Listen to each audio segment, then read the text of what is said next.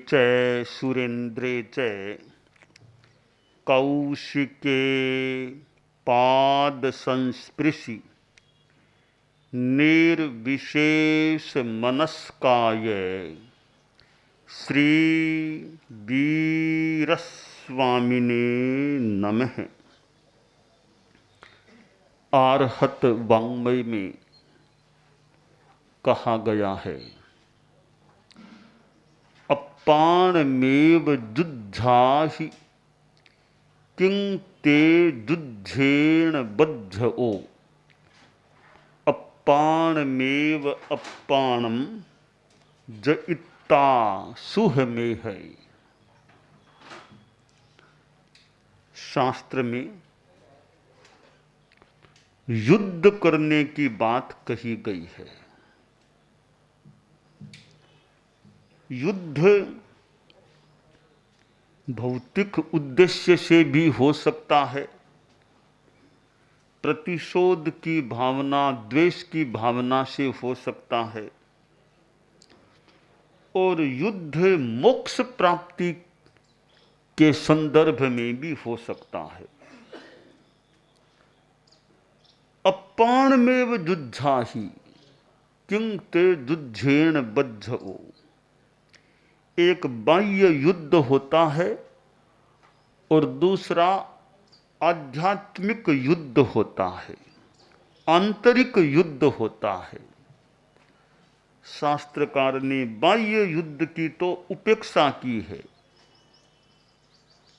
मानो निषेधात्मक अभिव्यक्ति की है कि बाह्य युद्ध से तुम्हें क्या मतलब है।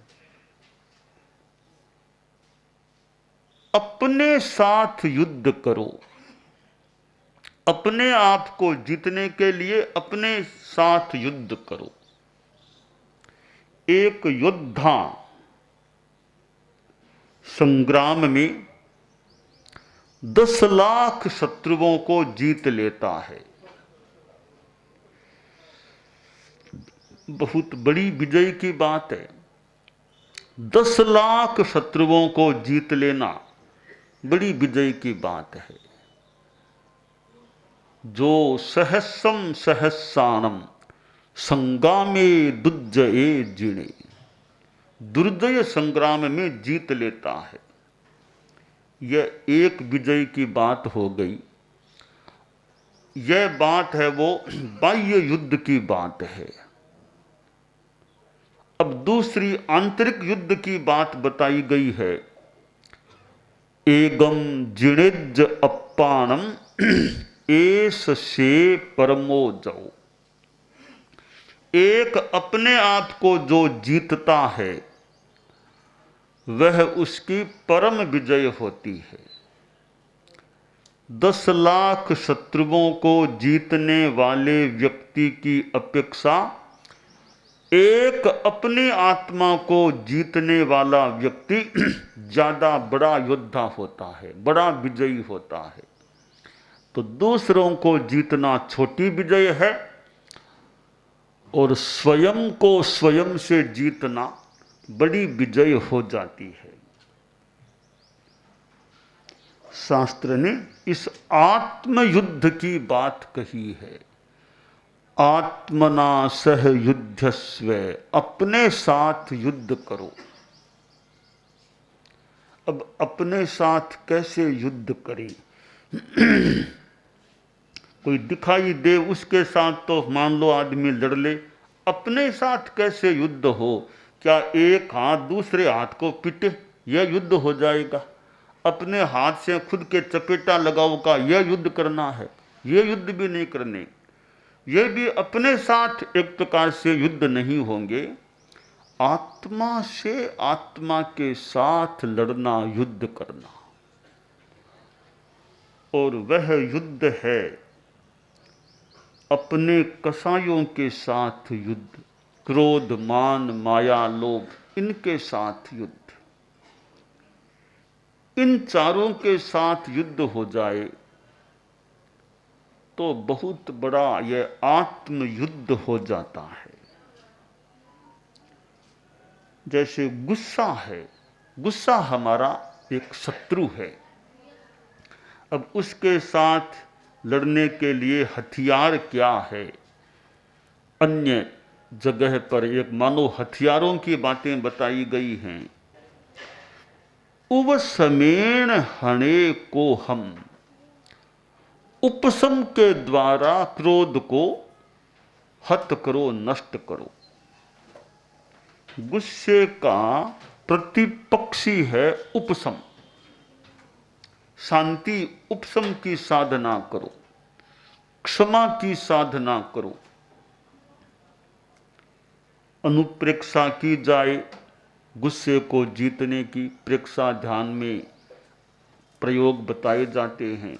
ज्योति केंद्र प्रेक्षा का प्रयोग भी है, दीर्घ श्वास भी है, अनुप्रेक्षा है, उधर जप का प्रयोग भी है। आदमी प्रयोग करे, प्रयास करे कि मेरा गुस्सा कम पड़ जाए। चिंतन मनन अनुप्रेक्षा से भी गुस्से को कम करने का प्रयास किया जा सकता है। यदा कदा कई बार आदमी को गुस्सा आ जाता है, पर वह दौर्बल्य है, कमजोरी है। प्रतिकूल परिस्थिति आने पर भी, गुस्से का निमित्त मिलने पर भी गुस्सा नहीं करना, यह वीरता हो जाती है। क्षमा वीरस्य भूषणम। वीर आदमी का भूषण, आभूषण, अलंकरण क्षमा होता है। तो हम व्यवहार में एक दूसरे से बात भी करते हैं, साथ भी रहते हैं, साधु साधु के साथ रहते हैं। तो व्यावहारिक जीवन में गुस्से से बचकर के रहना और उपशम की साधना से गुस्से को निर्वीर्य किया जा सकता है, हत प्रहत किया जा सकता है, प्रतनु बनाया जा सकता है। साधु गृहस्थ भी तपस्या करते हैं, वो भी बहुत अच्छी बात है। आहार नहीं करना, 5 दिन, 8 दिन, 15 दिन, महीने तक भी, और भी ज़्यादा आहार नहीं करना, मांस खमन आदि कर लेना, तो कितनी बहुत बड़ी एक तपस्या है। इधर ये गुस्सा नहीं करना, यह साधना भी बहुत अच्छा अभ्यास है, गुस्सा नहीं करना। ठीक है, उपवास, चोला पंचोला तो न भी हो, शरीर से सबकी अनुकूलता न हो, पर गुस्से को कम करने की साधना की जाती है, तो यह भी एक बड़ी साधना हो जाती है। वो गुरु जी के कई चेले थे। एक चेला तपस्या में रुचि लिया करता था, कभी 28 कर लेता, कभी 15 कर लेता, यूं तपस्याशील था। एक बार उसने वो लंबी तपस्या करने का निश्चय किया। थोड़ा स्वभाव से तेज व्यक्ति था, थोड़ा साधु था, पर थोड़ा गुस्सा बार बार आ जाता उसको, बात बात में तेजी में आ जाता। यह एक उसकी कमजोरी थी। तो तपस्या में रुचि थी। तो रोज गुरु के पास आकर पचखान करता। हमारे यहाँ भी विधि है कि संत लोग तपस्या करें, बेला तेला उपवास, तो गुरु के पास गुरु से प्रत्याख्यान। गृहस्थ भी गुरु से होते हैं तो प्रत्याख्यान लेने का प्रयास करते। तो वह गुरु जी के पास जाता, अपना शाम के समय जाता, गुरुदेव आज बेला पचकाओ, फिर तेला पचकाओ, चोला, एक एक दिन का रोज पचक रहा था। 28 हो गई, फिर 9वें दिन आया, गुरुदेव 9 पचकाओ। तो गुरु ने पचकाया, फिर कहा अरे पतली पार है, पतली पार है। 10 का दिन आया, गुरुदेव पचकाओ, पचका दिया, पतली पार, पतली पार। 11 हो गए, 12, 15, 16, गुरुदेव का रोज पचकान भी कराते, फिर साथ में फरमा देते पतली पार, पतली पार। तो वो गुस्से तो थोड़ा था ही, साधु गुस्सा आता था। अब गुरुजी बार बार रोज फरमाते पतली पार, पतली पार, तो वो चेले का थोड़ा उग्र हो गया गुस्सा।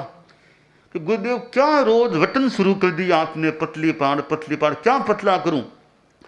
चिटली अंगुली को यूं मोड़ा, देखो इतनी पतली कर दी, अंगुली टूट गई, इतनी तो पतली कर दी, और क्या पतली करूं, क्या पतली पहाड़ करते हो आप रोज।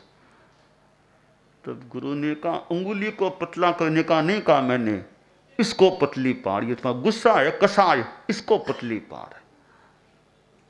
तब सोचा रे गुरुदेव तो मुझे कसाई को पतला करने के लिए कह रहे हैं।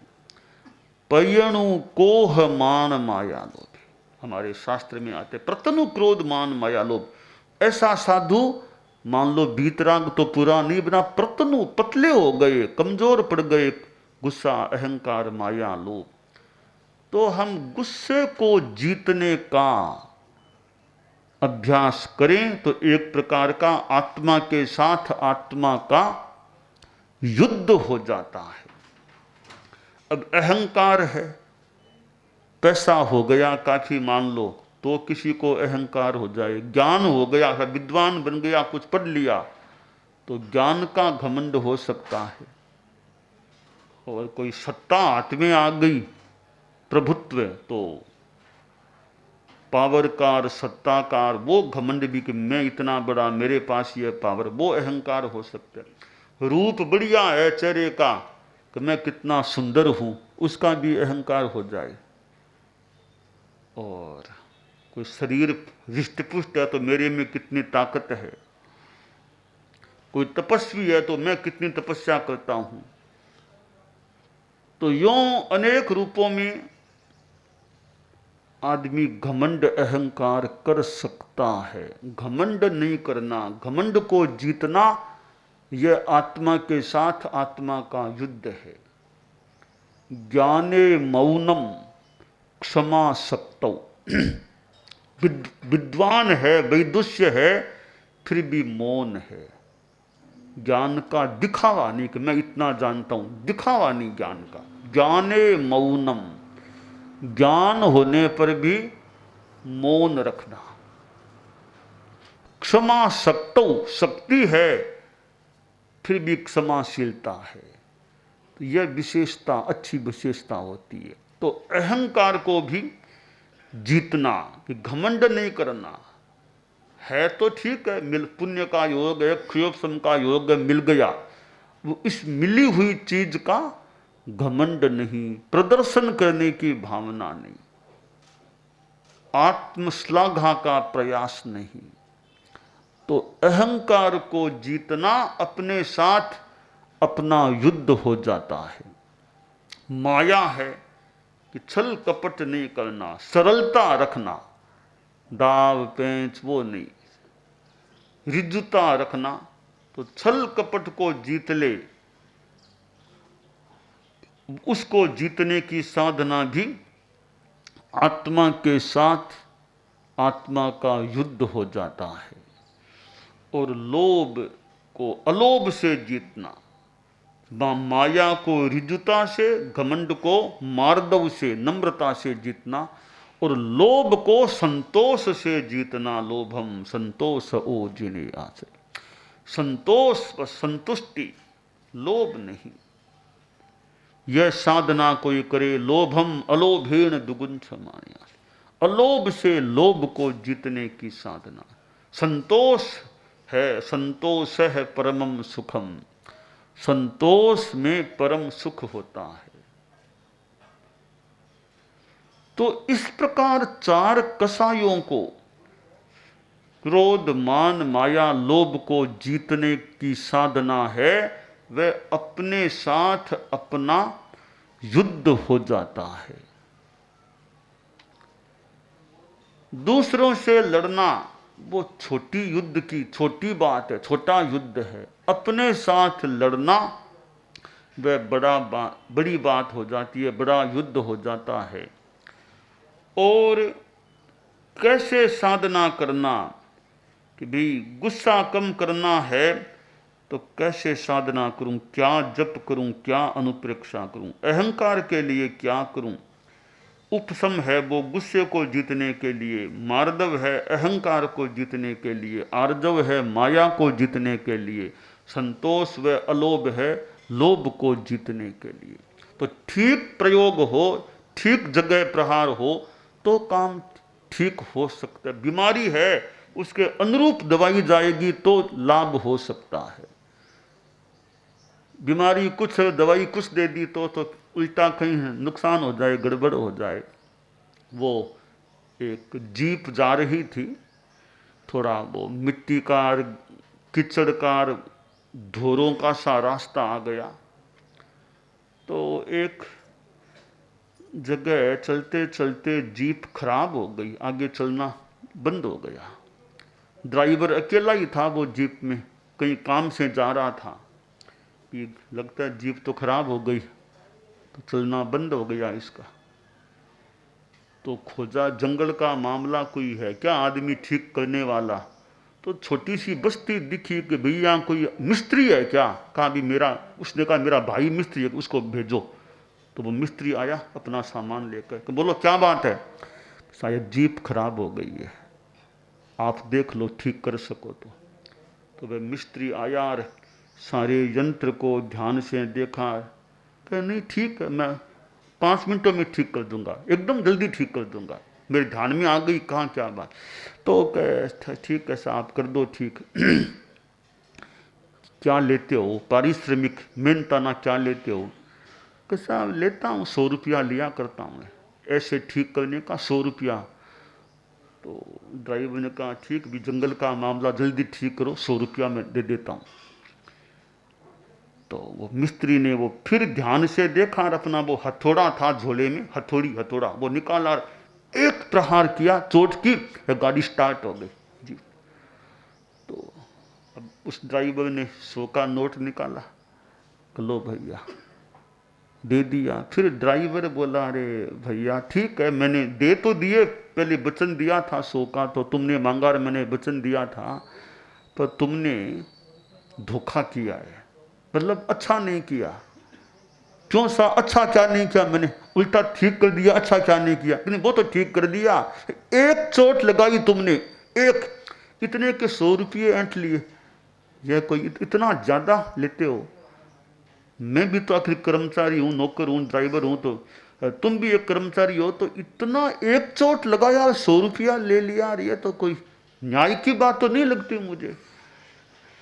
तब वह मिस्त्री बोला रे न्याय अन्याय की बात तो तुम ज्यादा मत करो, अब बहुत बड़ी बात हो जाएगी। अपने सुनो मेरी बात, तुम कहते हो 100 रुपया ले लिया एक चोट का, एक चोट लगाने का 100 नहीं लिया मैंने, एक चोट लगाने का तो 1 ही रुपया लिया है। तो बाकी 99 किस बात के? 99 इस बात के कि चोट कहाँ करना, इस ज्ञान के 99 रुपये लिए। तो चोट कहाँ करना और कैसे करना, वो बड़ी महत्वपूर्ण बात होती है। चोट करना यहां और कर दे यहां तो उल्टा काम हो जाए, समझे नहीं क्या काम कैसे करना, तो वह तो गड़बड़ मामला हो सकता है। इसलिए युद्ध में कैसे सामना करना, कैसे मुकाबला करना, किसका कैसे मुकाबला करना, किसको किसका मुकाबला करना, ये सारी रणनीति की स्थितियां ठीक हो तो युद्ध में कुछ सफलता मिलने की संभावना बन सकती है। तो ये आत्म युद्ध है, यह भी कोई छोटा युद्ध नहीं है। इस युद्ध में तो कई जन्म लग सकते हैं, कई जन्म। एक जन्म में युद्ध किया, पूरा नहीं हुआ, दूसरे में किया, तीसरे में किया, कई जन्मों तक साधना करते करते फिर केवल ज्ञान की प्राप्ति की स्थिति। भगवान महावीर को हम देखें भी 12.5 वर्षों से ज़्यादा वो साधना की, वो किया, यह तो एक बात है। उन्होंने पिछले जन्मों में कितनी साधना की थी, पिछले जन्मों में कितनी बार वो साधक बने हैं, साधु बने हैं, तो कई जन्मों तक पिछले उनके भवों को हम देखते हैं। अनेक जन्मों में उन्होंने साधना की है। फिर महावीर का भव था, तब उनका युद्ध पूरा हो गया। युद्ध तो कब से मानो करते आ रहे थे, तो और युद्ध है वो तो कुछ दिनों में हो जाए मान लो। यह आत्मा का युद्ध है, इसको तो करने में कई जन्म खप सकते हैं। तो जन्म भी खप जाओ, आखिर निष्पत्ति आ जाए तो फिर वह सफलता का काम हो जाता है। तो कई जन्मों तक वो बाबा पेड़ के नीचे बैठा था, तपस्या करता, जप करता, साधना करता, वट वृक्ष के नीचे बैठा था। एक कोई युवक जा रहा था, बाबा को प्रणाम किया, पूछा कहाँ जा रहे हो? कि आगे कोई योगीराज है, उनके दर्शन करने, कुछ प्रश्न पूछने। तो यह बाबा बोला जी एक प्रश्न मेरी ओर से पूछ लेना कि मेरी मुक्ति कब होगी, मुझे मुक्ति कब मिलेगी। योगीराज के पास वह गया युवक, यह सवाल पूछा कि बाबा ने पूछा है। तो योगीराज बोला कि जितने पत्ते जिस पेड़ के नीचे वह बैठा है, उस पेड़ के जितने पत्ते हैं उतने जन्म और लेने पड़ेंगे। युवक ने यह बात बताई लौटते समय बाबा को। तो बाबा ने कहा अच्छा, बहुत संतोष की बात है कि आखिर पत्ते तो उनकी गिनती भी की जा सकती है, अनंत जन्म होते हैं, उसमें अब मेरे इतने ही बचे, ये मेरे लिए संतोष की बात है, और साधना करूंगा कभी मुक्ति मिल। तो कई जन्म में साधना करते करते बीतने पर सिद्धि की प्राप्ति भी हो सकती है। तो हम आत्मयुद्ध का प्रयास करें, यह काम्य है।